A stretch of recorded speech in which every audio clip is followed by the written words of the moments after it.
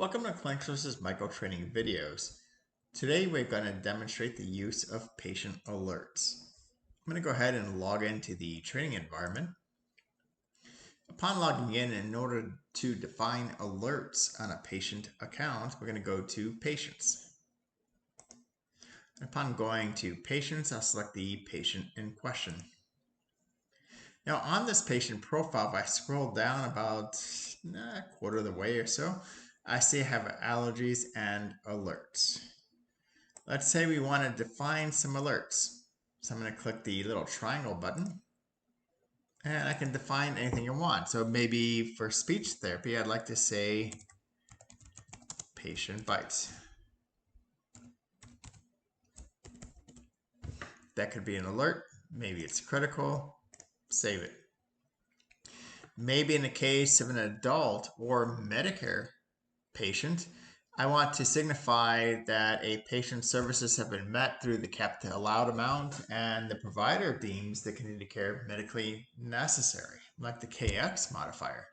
So I could, in an instance of a patient for an adult, say use KX modifier. Mark it critical, save. So I could have multiple alerts. Now, when I save those alerts on a patient profile, they do appear in a couple places. One would be the schedule. So for basic alerts or something you want to be reminded of, if you're looking at a scheduled appointment on your schedule, you'll see that in my instance, I have a triangle with a little exclamation point in the upper left-hand corner, which is our symbol for alerts. And if I hover over this patient's appointment, I can see not only the patient-specific information, but I can also see any of the alerts or precautions that I identified. In this case, patient bites or use KX modifier. Where the use KX modifier comes into significance is actually when you treat the patient.